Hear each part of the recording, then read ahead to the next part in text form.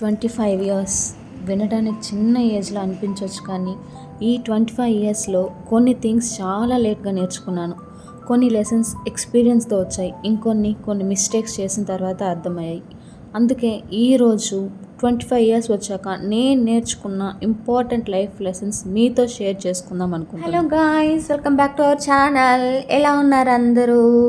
నా ఈ లైఫ్ లెసన్స్లో ఒకవేళ మీరు కూడా ఏదైనా ఇలాంటివి ఎక్స్పీరియన్స్ చేసి ఒకవేళ మీ రియలైజేషన్ అయ్యి ఉంటే ఒకసారి నాకైతే కమెంట్ సెక్షన్లో చెప్పండి. నేను ఖచ్చితంగా చూసి అయితే రిప్లై ఇస్తాను. ఫస్ట్ లెసన్, మనం ఎంత ట్రై చేసినా అందరిని అయితే హ్యాపీ చేయలేం. చిన్నప్పటి నుంచి మనకు ఒక విషయాన్ని బాగా అలవాటు చేసుకుంటాం. వాళ్ళు ఏమనుకుంటారు, వాళ్ళకి నచ్చుతుందా లేదా, నేను ఇలా చేస్తే బాగుంటుందా అని. ఎవరు హర్ట్ అవ్వకూడదు, అలాని ఎవరు మిస్అండర్స్టాండ్ చేసుకోకూడదు. అందుకోసం అంటే మన కంఫర్ట్ని కూడా పక్కన పెట్టి మరి చాలాసార్లు వాళ్ళకి నచ్చినట్టు బిహేవ్ చేస్తాం. కానీ ఒక స్టేజ్ వచ్చాక నాకు అర్థమైంది ఏంటంటే, మనం ఎంత మంచిగా ఉన్నా కానీ అందరికైతే మనం నచ్చం. మనం తీసుకునే డెసిషన్స్ ఒకరికి అది కరెక్ట్ అనిపిస్తుంది, ఇంకొకరికి అది రాంగ్ అనిపిస్తుంది. సో అందరినీ కన్విన్స్ చేయడం కోసం మన లైఫ్ని మార్చుకుంటూ పోతూ ఉంటే లాస్ట్కి మన కోసం మనం ఏం మిగిల్చుకుంటాము. సో అందుకే ఇప్పుడు నేనైతే ఒక థింగ్ అయితే నేర్చుకున్నాను. ఎవరిని హర్ట్ చేయాలని కాదు, కానీ నా పీస్ని సాక్రిఫైస్ చేసి అందరినీ హ్యాపీ చేయాల్సిన అవసరం అయితే లేదు కదా. మనం జెన్యున్గా ఉండి మన కరెక్ట్ అనిపించిన వేలో మన లైఫ్ని లీడ్ చేస్తే చాలు. Because at the end of the day అందరూ హ్యాపీగా ఉండడం మన రెస్పాన్సిబిలిటీ అయితే కాదు, మన లైఫ్తో మనం హ్యాపీగా ఉండడం కూడా మనకి ఇంపార్టెంటే.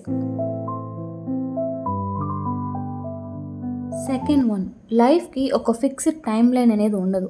ఎస్పెషల్లీ అమ్మాయిలకి ఏరా అంటే చిన్నప్పటి నుంచి ఒక టైం లైన్ అనేది క్రియేట్ చేస్తూ ఉంటారు. డిగ్రీ అయ్యాక జాబ్ చేయాలి, 25 వచ్చిందంటే మ్యారేజ్ చేసేయాలి, ఇంకా లేట్ అయితే ప్రాబ్లం.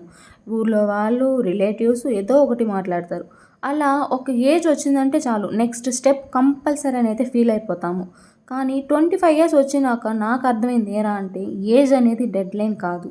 కొంతమంది 22కి జాబ్ స్టార్ట్ చేస్తారు, ఇంకొకరు 27కి స్టార్ట్ చేస్తారు, కొంతమంది 24కే మ్యారేజ్ చేసుకుంటారు, ఇంకొకరు 30 తర్వాత కూడా చేసుకుంటారు. అందులో ఏది అయితే రాంగ్ కాదు. మన లైఫ్లో ఇంపార్టెంట్ డెసిషన్స్ని అందరూ చేస్తున్నారు కాబట్టి నేను కూడా చేసేయాలని కాకుండా నాకు ఇది రైట్ టైమా అని ఆలోచించి డెసిషన్ తీసుకోవడం అయితే నేను ఇక్కడ బాగా నేర్చుకున్నాను. బికాస్ లైఫ్ అనేది రేస్ కాదు. మన పక్కన ఉన్న వాళ్ళు ముందుకు వెళ్ళారని మనం కూడా వాళ్ళని ఫాలో అవ్వాల్సిన అవసరం అయితే లేదు. మన జర్నీ కంటూ ఒక ఓన్ టైమింగ్ అనేది ఉంటుంది. లేట్గా స్టార్ట్ అయినా పర్లేదు, కానీ మనకి కరెక్ట్గా అనిపించిన టైంలో స్టార్ట్ చేస్తే చాలు, పక్కా అదైతే సక్సెస్ అవుతుంది అని అయితే నేను బాగా నేర్చుకున్నాను.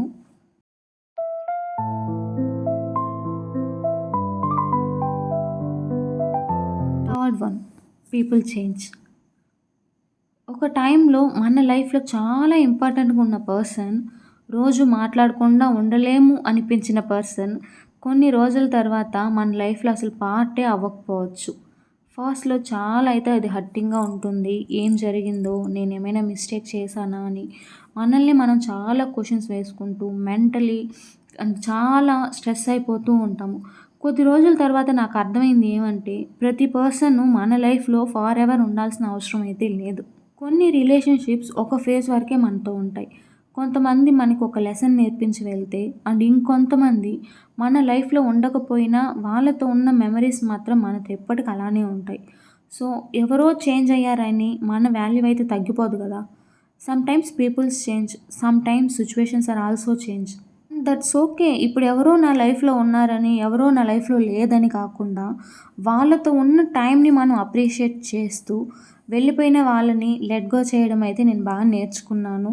అండ్ దెన్ తెలుసుకున్నాను కూడా కొంతమంది గురించి, మన వాళ్ళెవరు, మన వాళ్ళు కాని వాళ్ళు ఎవరు అనేసి. Because not everyone is meant to stay, some people are just meant to be a part of our story. Fourth lesson, financial independence. ఇది చాలా అంటే చాలా అవసరం. ఎస్పెషల్లీ గర్ల్స్కి అయితే ఇంకా చాలా అవసరం. ఎవరి మీద డిపెండ్ అవ్వకుండా వాళ్ళంతట వాళ్ళు ఓన్గా ఉండడం. బికాస్ ఒక ఫైనాన్షియల్ ఇండిపెండెన్స్ వల్ల ఏరా అంటే, ఒక అమ్మాయి తనకు కావాల్సింది ఏంది, తన లైఫ్ని తనకు తగ్గట్టు, తనకు కావాల్సినట్టు తనని తను బిల్డ్ చేసుకోగలుగుతుంది. ముందంతా మనీ అంటే మనకి కావాల్సినవి కొనుక్కోవడానికి అనుకునేదాన్ని. కానీ ఏజ్ పెరిగే కొద్దీ నాకు అర్థమైంది ఏంటంటే, మనీ అంటే జస్ట్ స్పెండింగ్ కాదు, ఒక కాన్ఫిడెన్స్, మనకొక రెస్పాన్సిబిలిటీ వచ్చినప్పుడు ఇది నేను మేనేజ్ చేయగలను అనే ఫీలింగ్ అనేది మనకి చాలా అంటే చాలా అదొక డిఫరెంట్‌లా ఉంటుంది. ఒక కాన్ఫిడెంట్‌గా, ఒక హుందాగా అనిపిస్తుంది. ఫర్ ఎగ్జాంపుల్ నా చెల్లి హాస్టల్‌లో ఉన్నప్పుడు తనకి హాస్టల్ నుంచి తీసుకురావడం గానీ, తనకు కావాల్సినవి చూడడం గానీ, ఇలాంటివి స్మాల్ రెస్పాన్సిబిలిటీస్ అయినా నేను నా ఓన్ మనీతో హ్యాండిల్ చేయగలిగినప్పుడు నాకైతే చాలా సాటిస్ఫాక్షన్ అనిపిస్తుంది. అప్పుడు నాకనిపించింది ఎర్న్ చేయడం అంటే జస్ట్ మన కోసం కాదు, మన వాళ్ళకి అవసరం వచ్చినప్పుడు మనం కూడా సపోర్ట్ చేయగలగడం అని. అందుకే ఇప్పుడు నాకనిపిస్తుంది ఏంటంటే ఎర్న్ చేయాలి, సేవ్ చేయాలి, మన ఫ్యూచర్ కోసం మనం ప్లానింగ్ చేసుకోవాలి. బికాస్ మనీ అయితే ఎవ్రీథింగ్ కాదు. But financial independence gives us the freedom and confidence to make our own decisions.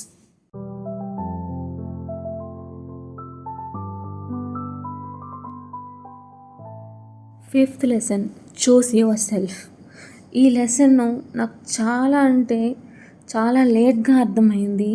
లైఫ్లో కొంతమంది మన ఓన్ పీపుల్ అనుకొని వాళ్ళ కోసం మన హెల్త్ని, మన ఇంట్రెస్ట్ని, మన హ్యాపీనెస్ని అన్నీ పక్కన పెట్టేసి చాలా అంటే చాలా చేసేస్తుంటాం.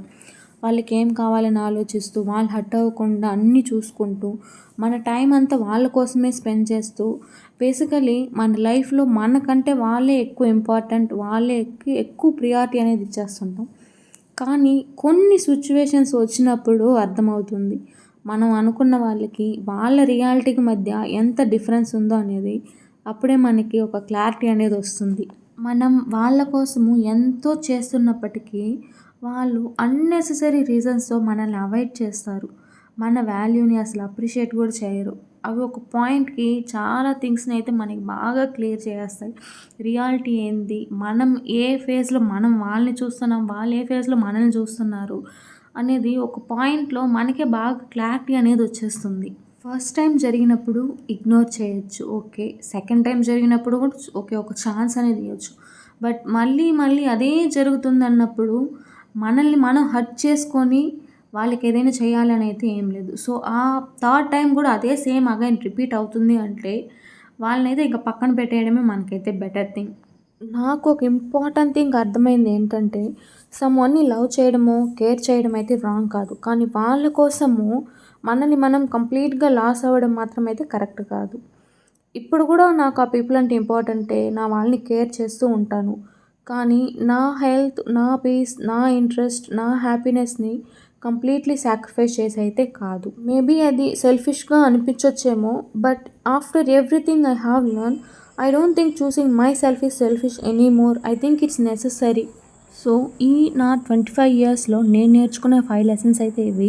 లైఫ్ గురించి నాకు అన్నీ తెలిసిపోయాయని కాదు. ఇంకా చాలా నేర్చుకోవాలి, చాలా ఎక్స్‌పీరియన్స్ చేయాలి. కానీ ఈ 5 థింగ్స్ మాత్రం నా వే ఆఫ్ థింకింగ్‌ని కంప్లీట్‌గా చేంజ్ చేసేసాయి. మీ లైఫ్‌లో కూడా ఇలా లేట్‌గా రియలైజ్ అయిన ఒక లెసన్ ఉంటే కామెంట్స్‌లో అయితే నాతో షేర్ చేయండి. మేబీ మీ ఎక్స్‌పీరియన్స్ ఇంకొకరికి కూడా ఒక లెసన్ అవ్వచ్చేమో. And if you enjoyed this little conversation, subscribe చేసి మన జర్నీలో అయితే పార్ట్ అవ్వండి. See you in next vlog. Bye.